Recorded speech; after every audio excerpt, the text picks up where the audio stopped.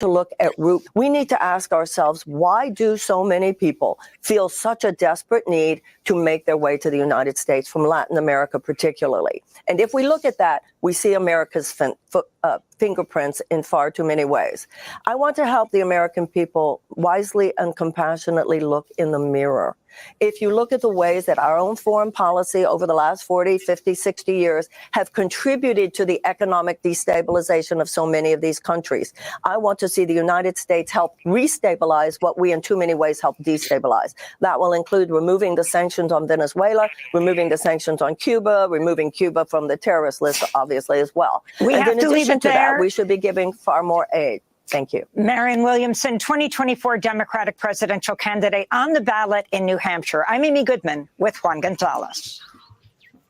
The viewpoints expressed in this program are the opinions of the people expressing them, and not necessarily those of Fresh Air Incorporated, its staff, or its board of directors. Hi, this is Al McFarlane, host of The Conversation with Al McFarlane. You're listening to 98.3 FM, KFAI, Minneapolis.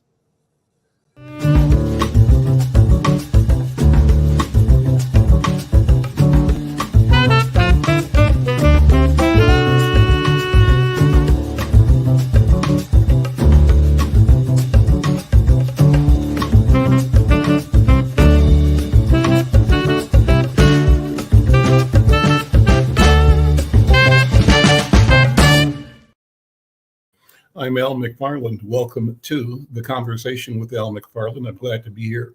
I'm glad to have you along as well. Special thanks to our KFAI audience. Wonderful Amy Goodman show. She's on point every week. I'm happy to have the slot following her program. It's a great intro into what we believe we continue to deliver, and that's robust conversations about important topics of the day. I want to say that today I'm having as my co-host, my colleague and friend, Dr. Irma McClaurin. Irma, how are you? Good to see you. Where are you? I am in Mobile, Alabama, where it's colder than usual, so I'm trying to keep warm. Well, it's good to see you, and thank you for joining us. You know, I've got a couple of great guests today, and what I want to do is talk first to former City Council member Don Samuels. Don Samuels is now running to serve Minnesota's 5th district, primarily Minneapolis, in the U.S. Congress. He's running against the incumbent Ilhan Omar. We're going to talk about his candidacy and the political landscape. And the other guest following that is a young creative. Darrius Strong is a dancer, choreographer, a player in the creative scene in Twin Cities. We'll talk about what he means by movement and what he's doing in this sphere in Twin Cities. So all a good program. What's on your mind, top of mind, Irma? What kind of things are you focusing on?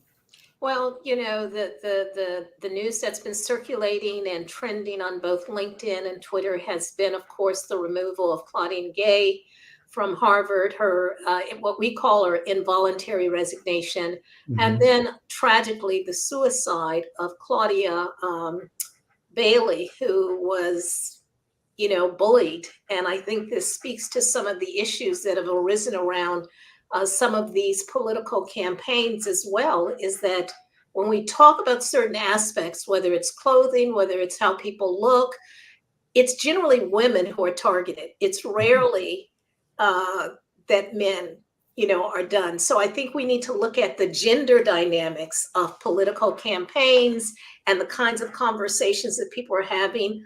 I am working on a piece. I believe the Association of Black Anthropologists is going to issue a statement in support of Black women leaders. And so I want to wait to submit mine until that is ready.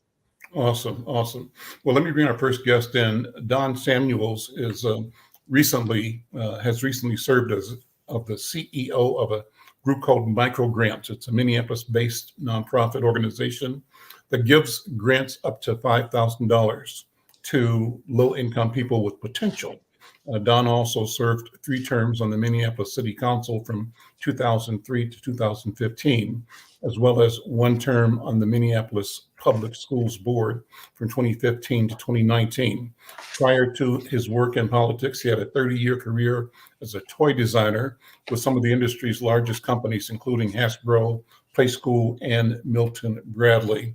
And now, as I said, he's thrown his hat in the ring, challenging incumbent Ilhan Omar to represent Minnesota's 5th Congressional District, which is mostly Minneapolis and some of the first-tier suburbs around it. Don, welcome. Good afternoon. Good to see you, my friend. How are you? It's wonderful to be here, Al. It's good to see you again and to see Irma, to talk to her again after quite a few years. So Yes. Well, let's jump right in. Let's have you make the statement, Don, why you're running to represent Minnesota's 5th Congressional District at this particular time, and what some would say is a troubled history. you're correct, Al. These are troubled times. People are, as you say, you just referred to the bullying issue.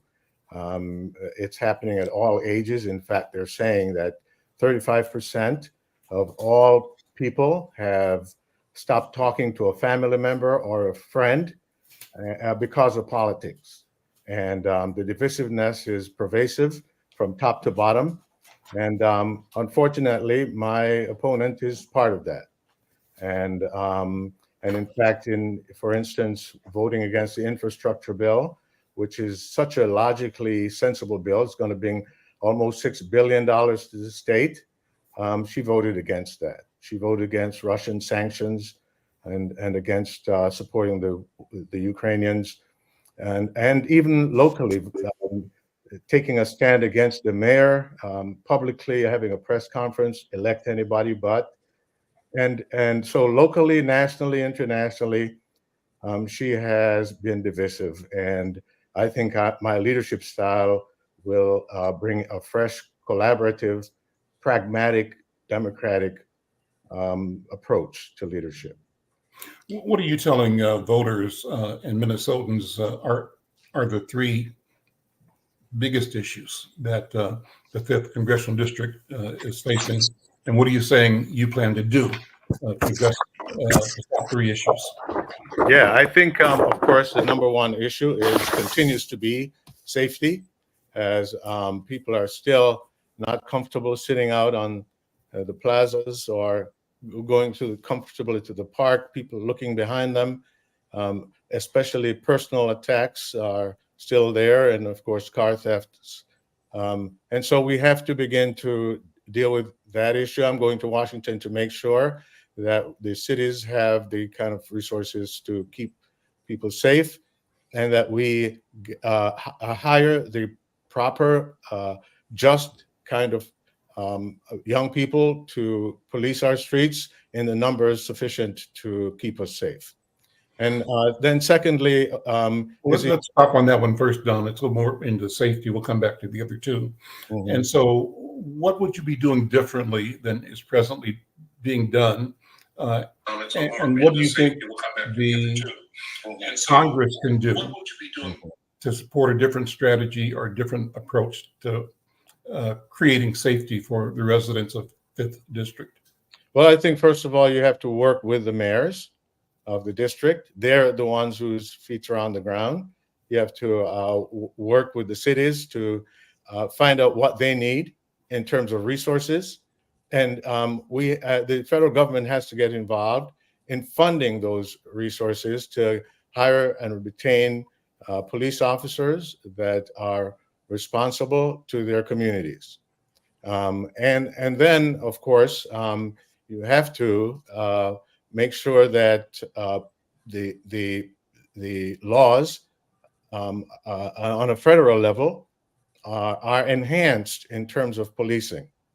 We know that we're banning no-knock warrants and chokeholds, but there are other opportunities that we can nationally create some basic policy and behavior conduct constraints that limit the abusive potential of police officers.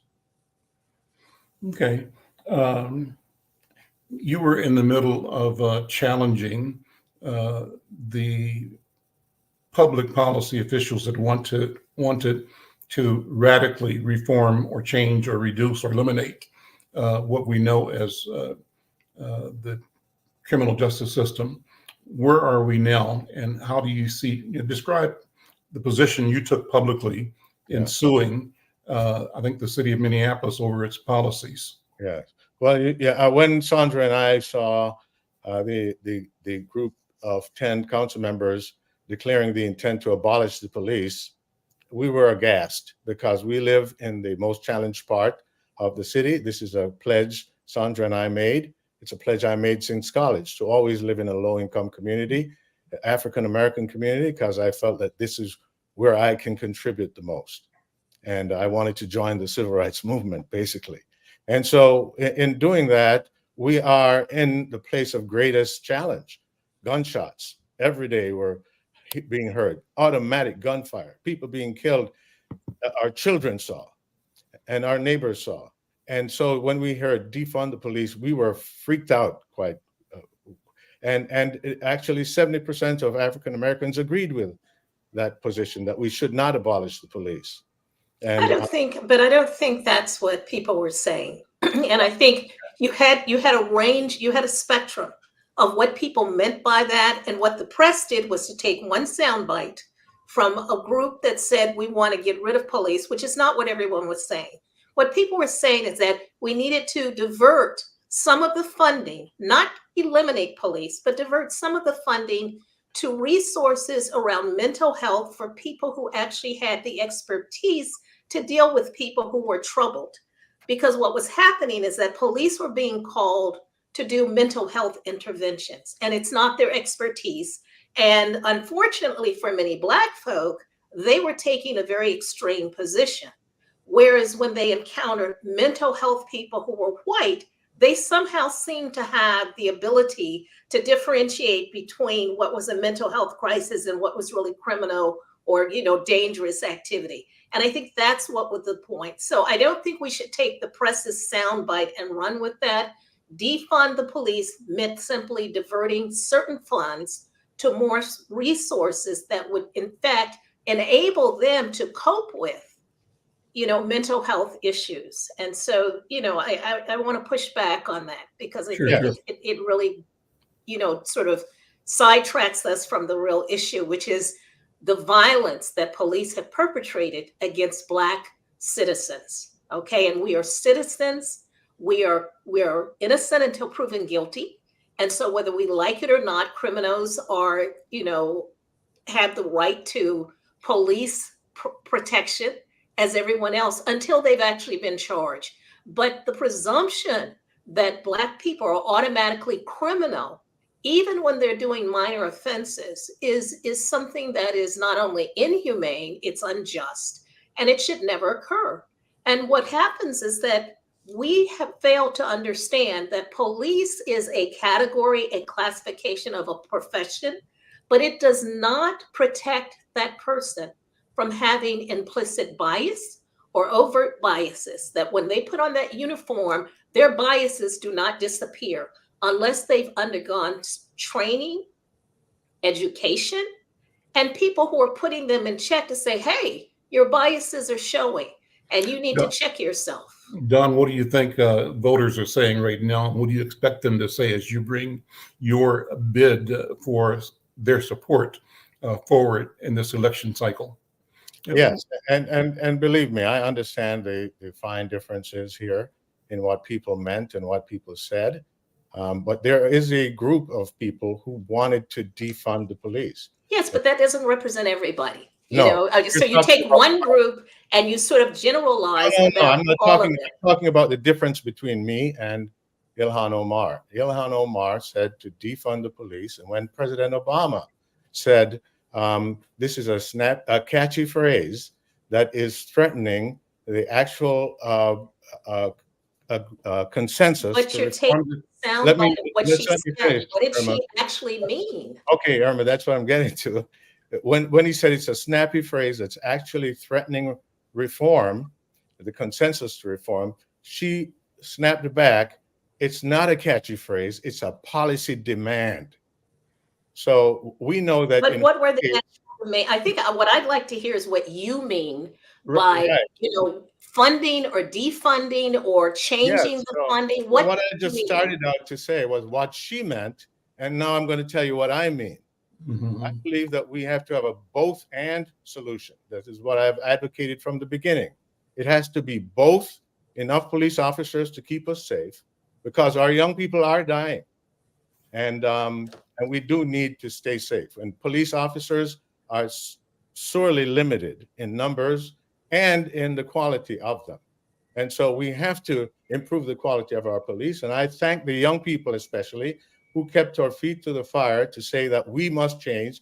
They stood on the lines, they marched, and I was in some of those marches. I was on the bridge when that whole thing broke out with a big truck. I was marching on the way to the 3rd precinct with my picket signs when Sandra said, "I don't like what this feels like. We should turn back." Could you So say I'm this all more for trans reform. specifically about what policies or changes you would want to see in this both and scenario? What Yes. you are talking about, not Yes, what I think we should anyone else. renegotiate. I think the contracts should be renegotiated to remove some of the protections that the police officers who are delinquent are able to hide behind. Okay, that means protecting them from prosecution, from accountability, rehiring them when they're fired by the chief. 50% of all who are disciplined by the chief are restored to the department, or who are fired are restored.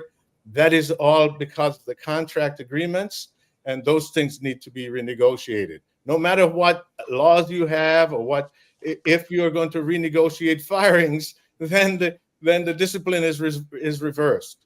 So this thing goes very deep. We have to make sure that we hire properly, that we have the right vetting of officers psychologically, so that we don't have abusive people in office as police officers. And we have to have vetting, and we have to make sure that when there are signs of breakdown in their mental status, that there's psychological help for them, and when they cannot be helped, they're fired and not rehired.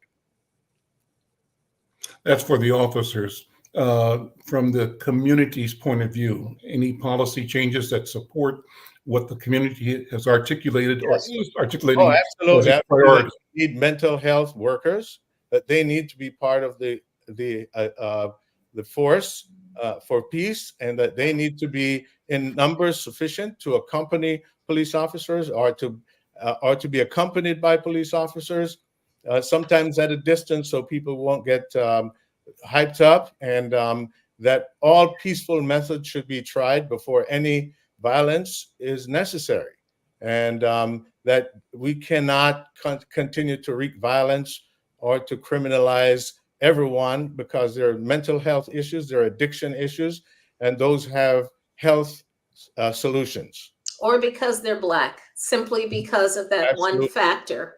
What I don't hear is people talking about, and let me just say this, I'm always suspicious of political candidates who start out and say, well, I'm not really, a bully or this, but always start out critiquing. I prefer that you begin with what you're going to do or what you're proposing, and then have the critique come in later. I'm always suspicious of people who always begin their arguments with trampling on the other person, which to me is a form of bullying. It's political bullying, but it's bullying nonetheless, as opposed to just saying, here's what I'm advocating. And so what I heard you say is renegotiating contracts, having better scrutiny or vetting of police officers. But I also heard you say, and what I don't hear is, in addition to police, what are the other things? For example, when I lived in Minneapolis and I was at URA, one of the things that I discovered in looking at the health things is that while the majority of people who had diseases that required like dialysis were African Americans, most of the facilities were actually not located in or near their neighborhood. We also had the largest out-of-home placement of Black children, into foster care, which was not the case with white children.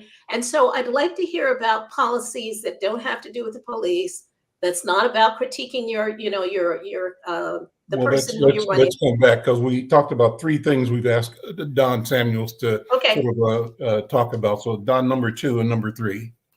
Yeah, number 2 is homelessness and affordability of housing. We can't have a major American city, the richest country in the world, have tent cities on our streets. And the disparity between the rich and the poor and wealth concentrated in the hands of a few is causing a desperation at the bottom where people cannot afford basic resources for basic life. But how do you change that? What specific policy? Because that's the nature of capitalism. So what would you do specifically if you were in office to shift that dynamic? Yeah, Irma, I got to describe the problem. Otherwise, I don't need to be elected. I think everybody knows what homousness is. So I'm just asking, what policy would you put in place? Irma, I feel like you're the other candidate. I'm debating you. There you go again. I'm simply asking you, what specifically would you do? I think all of us know what homelessness is. Go ahead, Don. Yeah. So I believe that the federal government needs to get involved again in providing affordable housing. And in fact, it was during the Reagan administration that I remember specifically him saying that communities need to take care of their own. And when he was a child, that's how it was. The church took care of the poor and the indigent. And so they closed all of these facilities. And that's when you started to see people show up on the side of the street when I lived in New York at the time in cardboard boxes and so on. It's heartless. It's inhumane. And it's a national crisis. It's not just local. So there needs to be a national solution. Federal government must again provide more money to house our homeless and to make housing affordable for those of low income.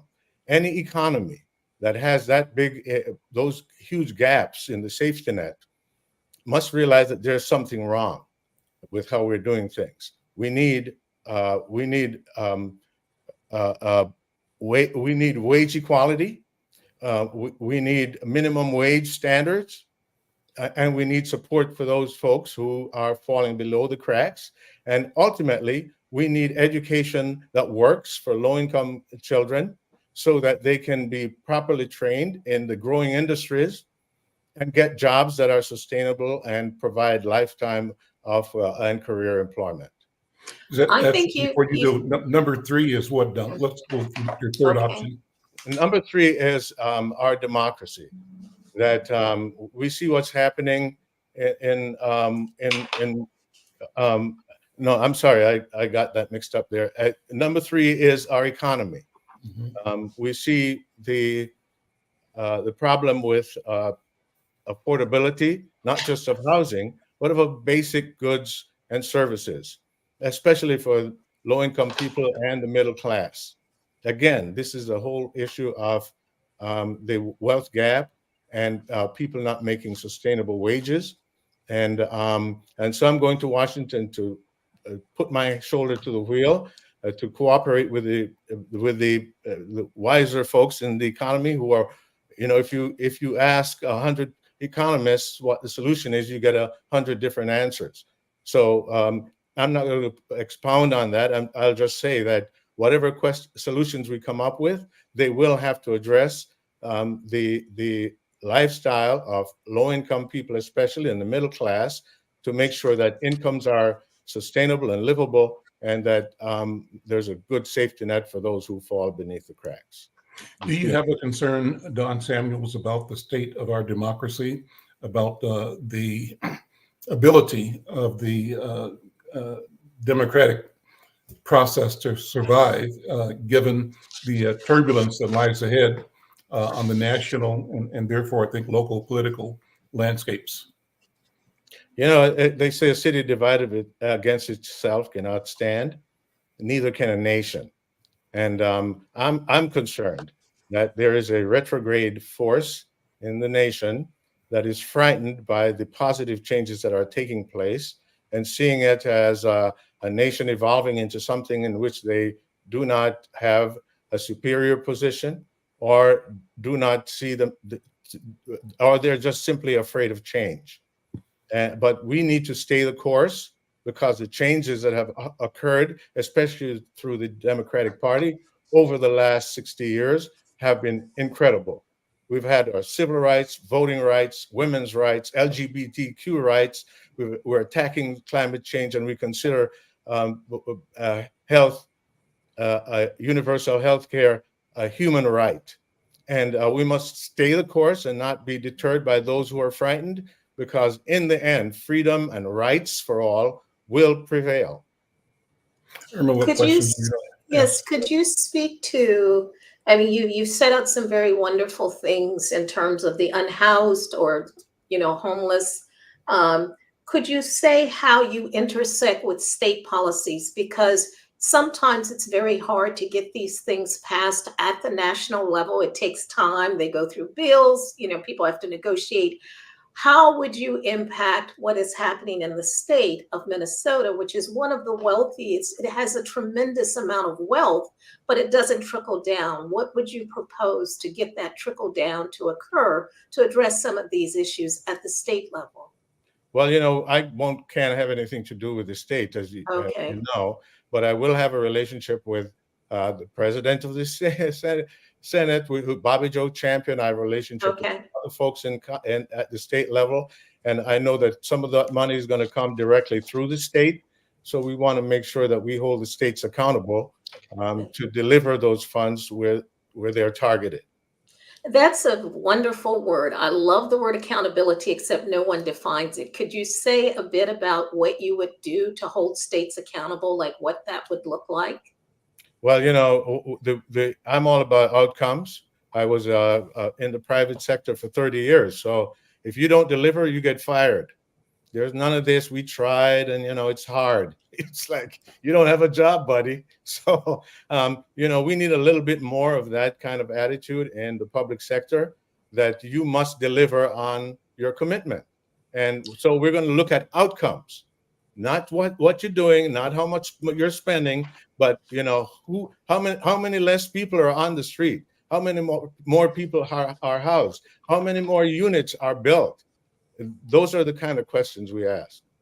And towards that end, because I think that's a very powerful, way of looking at it, how will you hold the National Democratic Party accountable for its failure to actually deliver on its promises? That, we know that Black women were disproportionately, influential in getting President Biden, elected. And yet we don't see the reciprocity in terms of policies or funding that impacts this particular constituency. How will you hold the National Democratic Party, accountable? Well, certainly, I live in a largely African American community. I worked hard to bring resources here successfully, disproportionately to any other part of the city, and I am going to have the same attitude in a Congress, to make sure that resources go where they're most needed, where they're most deserved, where they're most historically denied. And that means working with the Congressional Black Caucus and continuing to strengthen the resolve to bring resources to the African American community, to make sure that that the denials and the harm that was done is also repaired through policy. Don, before we go, let me have you take a moment to look at Connecticut. I think we want to sort of make an assessment of where the nation is right now. And what are you observing? What are you thinking? How do you analyze the coronation almost of Donald Trump? It may happen, it may not happen, it probably will happen. And the challenges within the Democratic Party, particularly with, Dean Phillips and others questioning the potential to win with a Biden-Harris ticket against Trump in particular. What do you think? How's it look to you?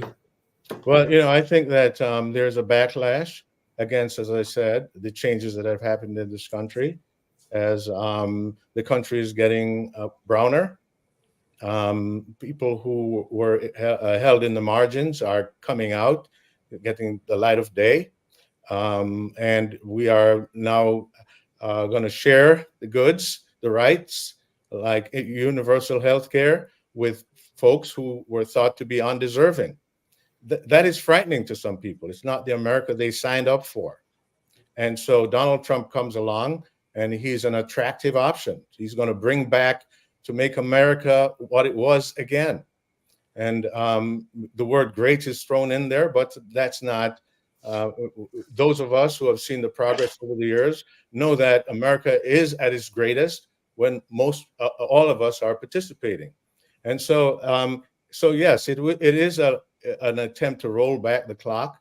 And we have to understand that the solution to that is to continue to be inclusive, because young people are looking for a new kind of nation that is truly inclusive. They're going to school with kids of all complexions and colors, and in a way unprecedented in the past. And so they're expecting their churches, their politicians, and all to carry values that include everyone. That's why the protests after George Floyd was so diverse, because those young people had been in school and in college and in the workplace with people of all stripes. And we need to stay the course, because youth is on our side, our immigrants are on our side, our people of color as Democrats are on our side, and the folks who are, it's unsustainable what the Republicans are trying to do. Older people die first, and change is inevitable. We're fulfilling our Constitution, and the closer we get to it, is the better we're going to feel about ourselves. Stay the course, and this pushback will fade. Don, thank you so much. Good to see you again. I'll have you back again and again. I think this conversation is important, and I appreciate your voice. Don Samuels is a candidate for the U.S. Congress from Minnesota's 5th District. He's challenging the incumbent Ilhan Omar to be the Democratic Party's nominee, and he wants to be the congressman from District 5. Don, thank you so much. Thank you, Al, and thank you, Irma, for your tough questions there. Of course. That's why Al has me on here. Thank you, Don, and we'll see you later. Thank you. Yeah. So, Irma, I wanted you to take a second to talk about this, how your read on the primary today out east. What's your read on the political soup that's boiling as we speak? I think this is a challenging time for all of us. Don, Samuels alluded to it, but we are in a moment in time when what Donald Trump is promoting, and some of the other folks were promoting, is what I call the reclamation of whiteness. They want to revert back to a moment in time when white privilege was supreme. Black folks knew their place. We were okay with being at the back of the bus. We may have mumbled and grumbled, but we went back there anyway. And what they failed to understand is that moment has passed. I'm fond of saying you can't put the black genie back in the box. Okay, that's number one. We're not going back in. One, we are much more educated than we were. Before you go further, let me ask you, how willing are our adversaries to do what they think may be necessary? Oh, I think it's necessary. It's not just us. No, I think by any means necessary that they will do whatever they can. They will use their power, their privilege, their money, their institutions to move us backwards, if at all possible. And we just have to, I'll borrow from Donald Samuels, we have to stay the course. Now, the question becomes, are the people who are representing us at national and state levels the right people? I think people need to understand that this is not just about these very public and high profile positions of Congress and Senate, and state representatives. It's also the judges. It's every single thing that is on that ballot becomes absolutely critical. On every ballot, yeah. Everything is becoming critical. So that means the people who are, I'm trying to remember some of the things, agricultural something, Board of Taxation and Estimate. Yes, exactly. Yeah. People need to pay attention to who is putting, this, being put in these positions. Because what Donald Trump did while nobody was watching is that at the state level, he appointed people as judges who had zero experience, who were young. So it's not like they're going to go away very quickly. And now you've got all these state judges who are in charge of making determinations about policies and stuff. So I think we have to pay attention to every single position and educate ourselves about what people's platforms are and vote. We have to vote, even if it looks like it's the lesser of two evils or that it's not really a choice. We still have to vote. I'm Al McFarlane. This is The Conversation with Al McFarlane. My co-host today, Dr. Irma McClaurin. She's the Culture and Education Editor of Insight News, a former president of a historically Black university, and a person who has created pioneering work in the arena of creating a Black feminist archive, the Irma McClaurin Black Feminist Archive at the University of Massachusetts, Amherst. We'll talk about that as we go along today. Let's bring in our next guest. He's Darrius Strong. He's an accomplished choreographer, a dancer, an educator based here in Twin Cities.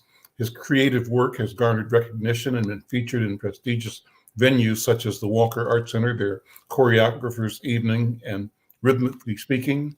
He's the founder and artistic director of Strong Movement and director of the hip hop program at Elevate Performing Arts Center. He continues to push boundaries and inspire others through his innovative approach to movement. Notable highlights of his career include being featured in the 2015 New Griot Festival and an American Standard Billboard advertisement in New York City's Times Square in 2016. In 2017, he received the Momentum New Works Recipient Award, acknowledging his outstanding contributions to the field. He's also served as the movement director for esteemed theater organizations such as the Guthrie Theater and 10,000 Things Theater. He lends his expertise and artistic vision to enhance stage performances. His choreographic talents are sought by renowned dance companies, including Threads Dance Project, Flying Foot Forum, Alternative Motion Products, TU Dance, and James Sewell Ballet, where he's created captivating works. Additionally, he's dedicated the past 7 years to bringing hip-hop knowledge and technique to Anoka Middle School for the Arts. He's making a significant impact on the next generations of dancers. Beyond the realm of dance, he has made his mark as a movement director for musicians as well. He's collaborated with notable bands such as None Above, and has provided movement direction for various cover bands who work prestigious galas around town. Recognized for his artistic excellence, he's a recipient of the 2019 Jerome Hill Fellowship and the 2022 Choreographer McKnight Fellowship, those solidifying his position as a trailblazer in the dance community. Brother, good to see you. Welcome to the conversation. How are you? I'm doing well, man. Thanks for having me. I'm excited. So thank you for being here. So let's talk about this journey that you're on as a dancer. Sort of talk about where it starts and where you are and how that sets you up for the vision that you're working out right now. Yeah, I was born in Chicago, so Calumet City out that way, south side Chicago. Moved to Minnesota when I was 7. Dr. Irma is your home girl. Yeah. Don't say that. I seen that head. Projects. Hey, West Side. Say that. So I'm a product of that community. I think about, and I grew up dancing with my brother. So moving here at 7, often we just dance a lot in our living room and for talent shows for our school and things like that. And then, at a young age, I realized how therapeutic movement was for me. That it was necessary that I create. And when I wasn't creating, I would be going through these just different things going in life when it came down to the conscious and also the support from family. So just finding that joy that dance brought me, that's just something I held on to kind of moving forward. Always kind of been fascinated with the human body. I know I had a big dream to be a heart surgeon. That was my thing. I went to Emory Hills Community College to do my generals, and my plan was to transfer to the University of Minnesota. And, I was kind of a big head when it came to dance. I'm like, yeah, I'm going to get all A's when I get there. I'm going to transfer to the medical program. And when I got in there, it was a little bit more challenging than that. I had to take, some ballet classes, some modern dance classes, things I wasn't really familiar with. I was a big hip hop head, big hip hop kid. Me and my brothers did a lot of animation, pop, and a lot of things like that. But through that program, I just was so fascinated with how much I loved movement, and just the study behind it and the language of dance. So, just kind of getting a lot of opportunities through that program. I think it took about 2 years in that program before I fell into my body. I remember kind of almost dropping out of that program a few times just because I didn't see myself in that program. I seen a couple brothers in there who were quite powerful performers, but they also came from studio dance. They came from that training. I came from street style, so didn't really come from any training. But I did quite a bit of teaching in hip hop before I even went to that program. So I remember one year I kind of really fell into my body, moving from where I am, and I started to get a lot of opportunities performing for guest artists who came in, and also recognized for my work to be represent the college in these different college dance festivals. From that moment on, I kind of knew I wanted to be a director, a choreographer at the time, and just thinking about how do you tell stories through movement, how do we go about that? And I had a lot to say, my body had a lot to say. So really discovering that as I graduated college and moving into the community, what are different ways I can tell stories through movement, and what is my dance philosophy? That continue to grow. It's always going to be something that I'm working on defining more and more. What is dance? Now I call it movement. I think movement, people get a little intimidated by the word dance, So I think that really thinking about movement really allows for all of us to see ourselves in it. We walk, we run, we sit. These pedestrian movements, I really start with those movements in order to create bigger movement vocabulary for people. So I just found the joy with even working with not only the stuff you mentioned in the bio there, which I appreciate, but working with beginners, people who don't see themselves dancing. I love the idea that I can show someone they got some rhythm, or they can express themselves through movement. And it's just been essential for me to be in these communities, being a young Black brother, to really see these, so these kids can see a leader in the space and see themselves in that. So that's kind of really the journey as we continue to push forward. Well, I love the language that you use. I think you talk about the language of dance, the language of movement. I'd love to hear you talk more about that.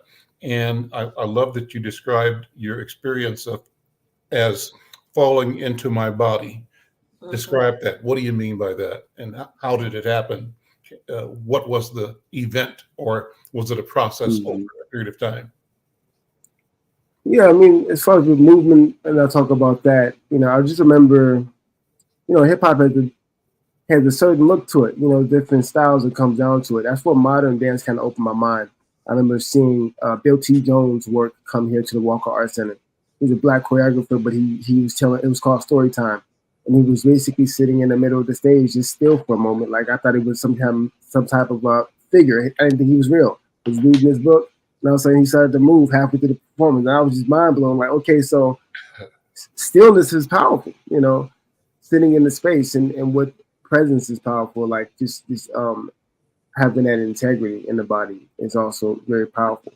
So just finding ways to, once again, relate to the people watching the arts. I think often we go to dance shows and want to see dance. But I think the most important thing is the conversation that dance is. When I'm in the space where my dancers are working with any choreographer, I'm working with movers, the choreography is a conversation with their bodies. And we talk a lot about the story we're trying to tell, although we're all having a different take on that story, but a very similar kind of follow through with the line. The conversation then it gets translated to the audience and viewers. And they got to be able to see themselves in the work in order to for it to impact them way beyond the weekend of the performance. So I think about the idea of that, once again, the language of movement and the power it has to create change, the power it has to create community and conversation, once again. So I think that is really the essential, the kind of the grounds for my work, just because I try not to label it, unless I'm teaching a specific class, whether I'm teaching a hip hop or modern chord technique class. I've tried to use some terminology, but when it comes to movement, I'm trying to look at it from those perspectives. And, you know, I was talking about when I broke through at the University of Minnesota, and I realized when I fell into my body, I started to realize that I started thinking of the movement is just movement. You know, ballet was hard for me, thinking about sitting at the bar doing tendu and turns, and we're going to do this adagio phrase and this classical ballet. But as soon as I dropped the realm of what the structure of the style was and the fact that they had this history, I started thinking of these movements in my body. And that's when I started to take in more and started to get these opportunities, because I dropped that box that I was in about what is dance, you know. So that's kind of the journey of, you know, why I'm calling it movement and what I mean by that. What's the connection between movement and freedom for you as an African-American or as an African in the West? When you think about movement, your discovery about the body's potential, capability, if you take that out on an exponential level, what does movement mean for the people? And what does movement for the people mean for freedom? Do you think about that at all? I do quite often, you know. And what I mean by movement and freedom is, it's, you know, I was interested in listening to the previous Don there. It's just amazing to hear that conversation. But movement in general, with your voice and with your body. I think I talked about trauma in our bodies. Like, when we move, you know, okay, so I got a little daughter, she's 4. You know, she started to grow up. We talk about the fact that our kids, they can't talk at 1, 2. They use their body to be like, I need it, you know, all that stuff. So you gotta be like, okay, what do you want? What do you need? And figure that out. I'm a firm believer as we get older, we start to learn how to talk. We then start to neglect the language of the body. We don't necessarily listen to the body. And that's why, you know, we talk about therapy and talking about these different things to help us generate what's happening in our body. So I think when I think about moving and move my body in a way and not speaking, it then creates freedom in the body to then be self, to be truly yourself and be authentic with that, and constantly going back to the grounds of identity. You know, so I think that we're just in a period of time right now where people are really fighting to find identity and understanding the trauma in the body, because some people don't even know. You know, I did a workshop at the JDC when I was my final year at the University of Minnesota. It was just so profound to me to see how many young Black brothers was inside this JDC, but they had no idea they can do this as a profession, that they had this natural talent. You know, I bring in a combo, they started adding to that, and to see the joy it brought to them and to their face, and understand that they had this power that they had in their bodies that I don't have. I have my integrity within my body. To see that they realized that within themselves, I think that really made a difference and hopefully made an impact. So I do think that the idea of JDC is juvenile detention. What is JDC? Juvenile Detention Center. Yeah. Yep, in Minneapolis. Yep. Mm-hmm. So just thinking about even doing work in those spaces and how you know, movement gives voice. You know, it reminds us that we have a voice to continue going forward. I went through when the whole movement happened, George Floyd murder. After that moment, I got pulled over by the cops, and I was pulled over by gunpoint at that time. And then I started being used as a kind of a puppet, if you will, I feel like, in this community, where news channels started reaching out to me, but hey, we want to talk about this, but they had their own motive behind this interview. So I had, you know, me going through this thing, through this trauma that I was going through, and I had a lot of past trauma from Chicago that I had went through as well that came back. I almost shut down for a year. It was hard for me to go teach and put on the face like I'm okay, and then leave and then go to my car and basically cry, going to the next thing and go to these things, because the man, I didn't feel like I had an outlet to really speak about what the damage that did to me as a person. But that also taught me that it was important for me to dance. Now, get back in the studio and start to move, and they would move me through these moments in time and got me here.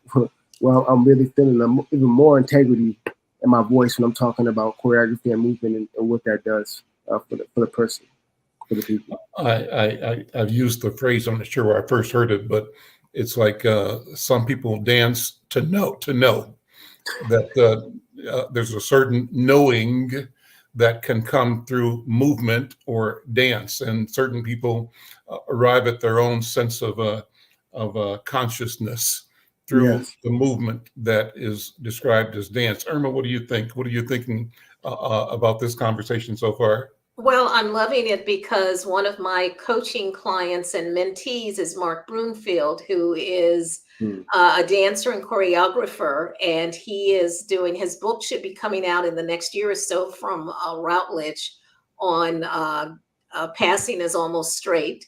And he did an ethnography of the Alvin Ailey Dance Company, but he actually created not only a course, but a micro-credential called Performance as Social Change. And his tagline is moving minds, moving bodies, moving souls. So this whole thing of movement I've been hearing about, and there's a YouTube on it. I don't know if Cooper can bring it up. I sent him the link. But just what he also did was to step outside the dance department and to create a course that you did not need to be a dancer per se, but that you just needed to do movement and to give people that kind of freedom. And I think we forget that the body actually holds in it a lot of trauma and a lot of history, and the ability to be able to express that. I do some Qigong once in a while, and there's one exercise called chest opening exercise. And what it basically says is that this is what you need to do when there's things you want to say, but you can't say. So this movement is actually a Qigong movement that allows you to breathe and then get out of your body those things that you have been suppressing. You know, and so I think it's very powerful. Yeah, I love that you said that too about that sternum opening up in that space. I don't know much about Qigong and the terminology behind it, but I can't speak to, growing up as a hip hop kid, things are very much has a lot of tension in it. I'm in here a lot, and I think that was one of the biggest things. Working under Tony Pearce-Sands, which is artistic director at Two Dance. But she was actually in that program at the time, but taking her class and thinking about this one day when there's some movement, I've been repeating this movement, but there was a day where there was an outburst of emotion coming from my body. And once again, I talk about tears. This is something I had to really get, as a person, as a Black man, I have to understand that it's okay for me to cry. And that's one thing that I have to kind of get, it's okay, I need to let that out. But I do remember taking the time to then move and stretch my body in ways I haven't, opening my sternum and using my body in that way, and it unlocked a lot of different things for myself that I was not aware that was there until that had happened, right? And they continued to work through it from that point forward. So I love that you made that comparison as well. Yeah. Right. Darrius, you may be working with Children's Theater Company. Talk about what you're doing over there. Well, some movement direction, man. I'm just trying to add a little spice to this production. I think that Alice is not necessarily a musical, but it does have a lot of movement components to it. How does a caterpillar move? How does a cat move when it has a little bit of a majestic feel to it? So just really trying to find ways to add a little bit of movement in there, a little bit of dances, so a couple of different dance numbers that break out, but then to once again translate the language that I have to the actors so that they can see themselves moving through the movement rather than thinking of it just lines and blocking. Right, so I'm really taking the time to kind of go through this and finesse the work they've done. They've done this work before back in 2013, but they did desire to have more movement in it and more captivating moments. So I'm just kind of working with the director, Peter, and kind of going through each scene and adding different elements such as that. There's a moment in there which the caterpillar that Alice meets, and it's actually it's 7 other actors acting as the caterpillar. So it's the lead actor, but also you got a body behind the actor. So how do we make this caterpillar wrap around Alice and submerge her in this world, in this dream that she's in, and find ways to really make that, once again, be innovative with movement through this production, I'm Al McFarlane. This is The Conversation with Al McFarlane, having a great conversation with Darrius Strong. He's leading the movement element of the upcoming or current production of the Alice in Wonderland performance at Children's Theater. What are the dates for that? And can I just briefly say that there's a book out called Alice in Wonderland Remix, and it's by the person who's an illustrator. I don't know if you can bring it up real quick, Cooper, but it's like hop version of Alice. So you may want to take a look at that because the kids may enjoy that. And it's got pictures of Oprah and all kinds of things. And Yes. hip hop folks look like, who were some of the hip hop artists. So it's kind of a cool thing. It's apparently available at Walmart's, but they might be out of seeing that as they're going through this script. Okay. I love that. Thank you for putting me on that. I appreciate that. I'm definitely going to read that and grab that book. That looks amazing. And the person who did it is a Black artist. He's an illustrator. So okay. He's got some other stuff out there. But I just thought as you were saying that, boy, wouldn't it be cool if they read that version of it too? Right. Yeah. That's a lot of things we got to change in theater too, right? With the characters and the storyline and seeing ourselves in it, just how difficult is that? How important is it? You said there's a lot of things we have to change. How difficult is it to change? What kind of resistance is there or embrace is there to the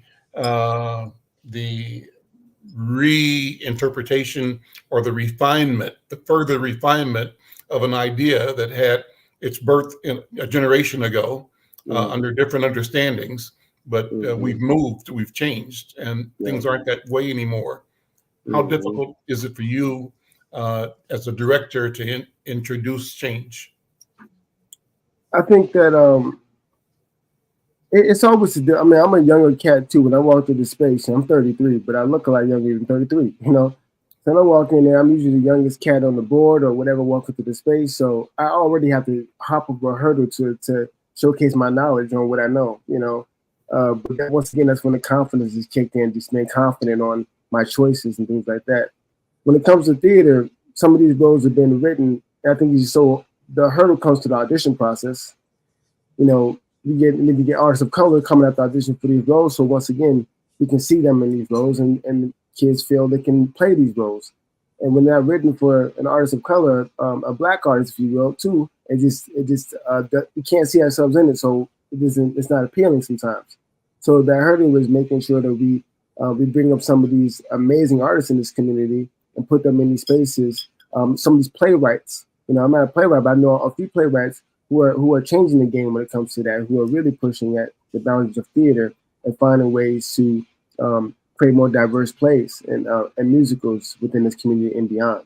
So I do think that so we see and how we push forward with that. And in some ways, Al and Darrius, this is what we did at UROC. We had to change criteria. We had to change the things that we were measuring them by because those measurements were the ways in which people got excluded. And so I'm sure that as you're looking and evaluating sort of who is able to do this particular role, you've had to rethink like the criteria of that you're using. They may not be able to do on point, right? Or something like that, but they may be able to do other kinds of things. So, to get this kind of transformation, in movement, we have to rethink what that is about. Yes. And Darrius, let me ask you to think about hip hop, the movement of hip hop through the culture, not only your profession, but in the world, what you're thinking and how do you see yourself as having an impact on the all of existence through the power of the hip hop experience? Well, I'm a storyteller, man. But I like to tell a grill. All hip hop artists, I feel like storytellers, MCs tell stories through their rhymes. You know what I mean? So I think that I'm constantly pushing at keeping the foundation, keeping some people, and especially the history. That's one of my biggest things. When I go teach class here in Minnesota, I'm very much talking about the founders of these different styles and the different styles. A lot of people, if you go in the suburbs, you'll find out that they put hip hop in one category. Oh, we're doing hip hop. I'm like, no, hip hop got many different styles and it has different, it just has different genres. You got to find out what that is. Regionality. Right? And that's what I've taken upon myself from a lot of, you have a big hip hop community here too. House of Dance, Cypher Side, these two organizations are really pushing some of the knowledge behind hip hop, and that's something that's always skipped over. So I do think that pushing the idea of keeping history, but also being innovative with how we tell stories with hip hop movements. How is it presented on stage? It's not always frontal, but how can we tell the story so so the audience can look in on the story rather than us performing for them, you know. So the idea of like flipping how we see it and present it, but also the understanding of it and throughout our communities, and understanding that hip hop is a social justice tool. You know what I'm saying? When it started, it is a social justice tool. It's talking about the problems in the communities to these people. And I think about how that's been transformed and thinking about how that's been molded. But I do desire to continue to bring some of these, use hip hop as that platform to speak about certain issues, speak about certain things that are common within Black families and young people as well. Darrius, we're out of time. Look, time goes so quickly, but thank you so much. Thank you so Appreciate much. it, man. Yeah. Thank you. And the show is at Children's Theater from February 15th to March 31st. Check it out. Alice in Wonderland, Darrius Strong, Irma McClaurin. Thank you both so much. I'm Al McFarlane. We'll see you next time. Thank you, Okay, guys. thank you. Thank you. Bye-bye.